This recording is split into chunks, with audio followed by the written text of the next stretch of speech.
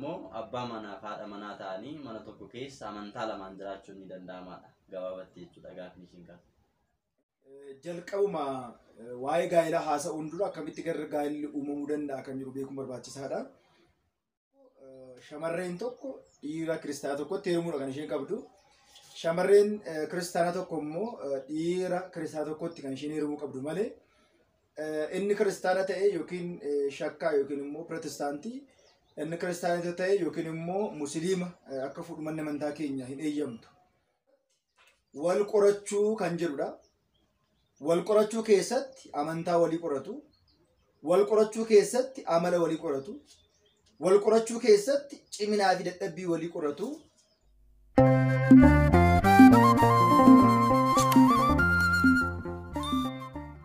Maqaa Abbaa kan Ilmaa kan Hafuura Qulqulluu Waaqa tokkotti ni amanna. Amiin.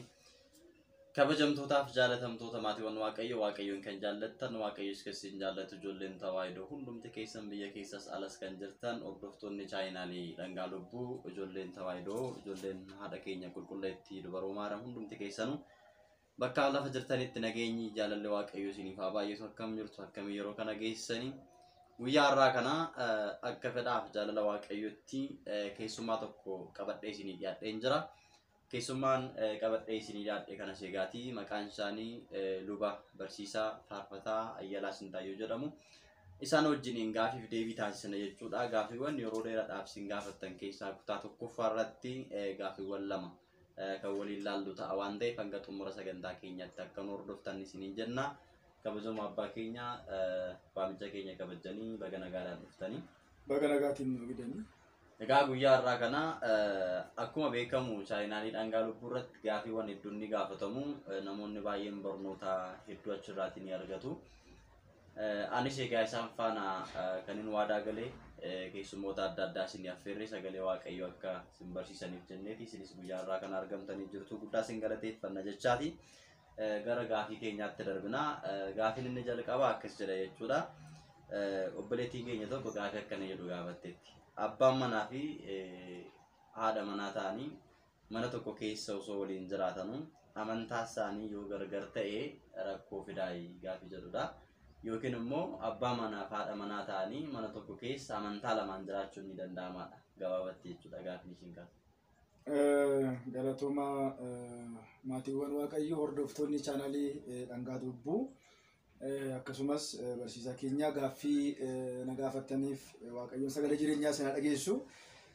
Akkuma beekamu amantaa garaagaraa qabaatanii mana tokko keessa jiraachuun hin danda'amu kan jedhudha. Jalqabuma waa'ee gaa'elaa haasa'uun dura akkamitti gara gaa'elli uumamuu danda'a kan jiru beekuun barbaachisaadha. Akkamittidha garaagartummaan kun uumamuu kan danda'es kan jedhamu beekuun barbaachisaadha. Kiristaanni tokko shamarreen tokko dhiira kiristaana tokkotti heerumuudha kan isheen qabdu. Shamarreen kiristaana tokko immoo dhiira kiristaana tokkotti kan isheen heerumuu qabdu malee inni kiristaana ta'e yookiin shakkaa yookiin immoo pirootestaantii inni kiristaana ta'e yookiin immoo musliima akka fuudhumanni amantaa keenya hin eeyyamtu. Isa kanaatiif egaa gaa'ela jechuun maal jechuudha? Jireenya walii kan waliitiin gaggeeffatan. Kana jechuun wal gargaaranii inni ishee bira isheen immoo isa bira tokkummaadhaan ta'anii dadhabbii fooniis rakkoo jireenya isaanii hundumaa kan ittiin fudhatan tokko ta'aniitu. Kun yeroo baay'ee gaa'elli qorannaa irratti hin hundoofne yookiin immoo seeraa fi sirna mana amantaa eeggatee gara gaa'elaatti hin dhufne tokko rakkoo akkasii uuma yeroo baay'ee. Innis maalidhaa? Manni kiristaanaa namni tokko gara gaa'elaatti dhufuudhaaf sadarkaa isa darbuu qaba. Innis maalirraa jennee gaafa ilaallu jalqaba irratti wal qorachuu kan jedhudha. Wal qorachuu keessatti amantaa walii qoratu. Wal qorachuu keessatti amala walii qoratu. Wal qorachuu keessatti ciminaa fi dadhabbii walii qoratu. Kana keessa darbeetudha. Namni tokko jaalalallee eegaluu kan danda'u. Namni tokko jaalala eegaluudhaan dura eenyu faana akkamitti yoom kan jedhu beekuudha kan qabu. Jalqaba irratti gaa'ela hundeessuun dura gaa'ela eenyu faana hundeeffachuun qabu. Kiristaana taanaan hordofa amantii Ortodoksii tawaahidoo taanaan nama isa fakkaatu waliitiin Oromoon gaafa mammaaku maal jedhaa? meeshaa wal fakkaatu bakka tokkotti fannisu akkuma jedhamu. Fakkeenyaatiif abbaan keenya qulqullichi Phaawulos ergaa isa gara warra uummata Qorontos isa lammataa boqonnaa 6 gubbaa irratti ifni dukkana waliitiin warra isin hin fakkaanne waliitiin hidhannoo hin taane walitti hin hidhaminaa jedha. ከማይ መስላችሁ ጋራ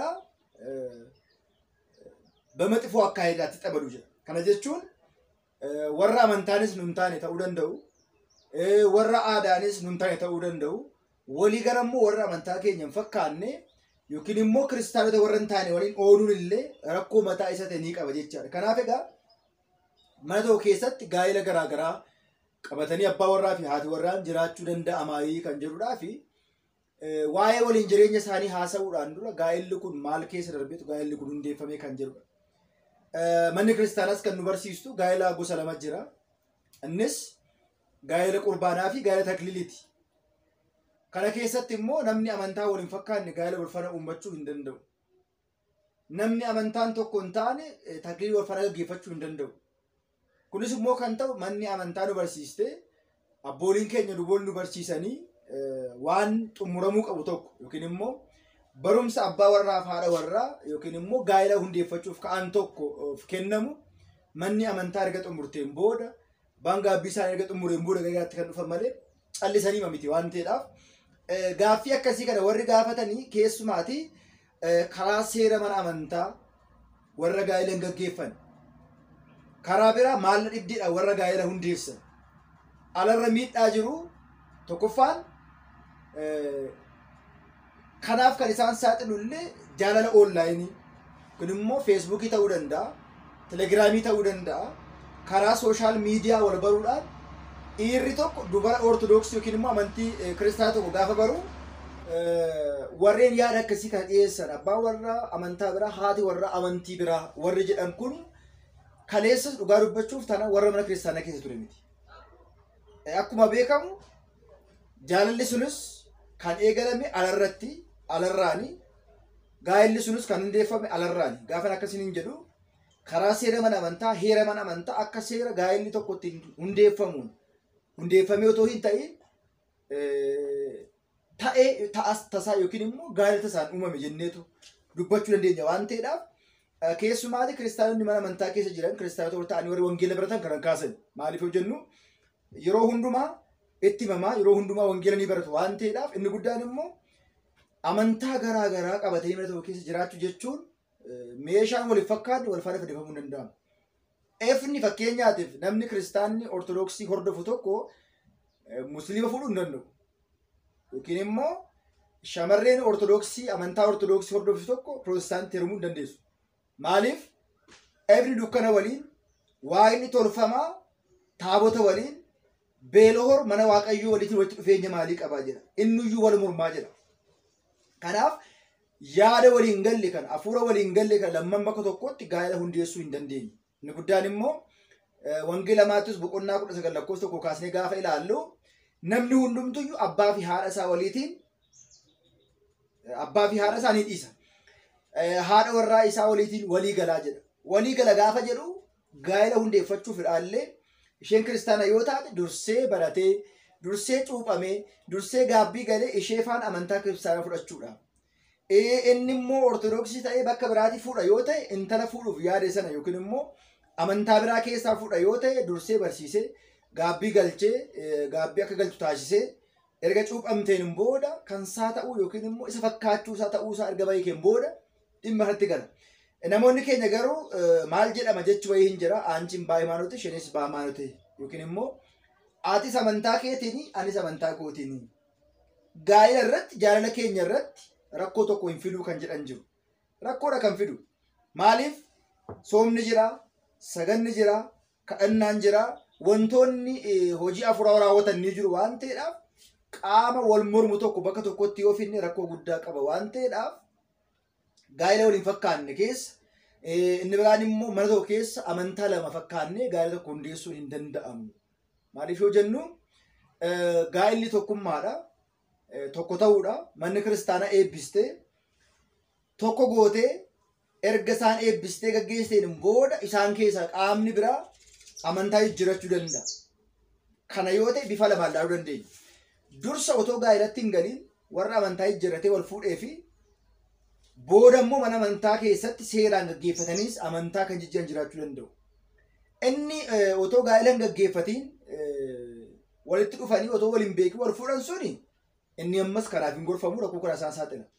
Erga amantaa isaa immoo hundeeffatee mana amantaa keessatti manni amantaa isaan eebbistee gaa'ela bultoo ijaaranii waliin jiraachuu eegalaniitiin booda immoo tokko keessa qaamni tokko amantaa jijjiira yoo ta'e tokkoffaan abboolii mana amantaatti himu.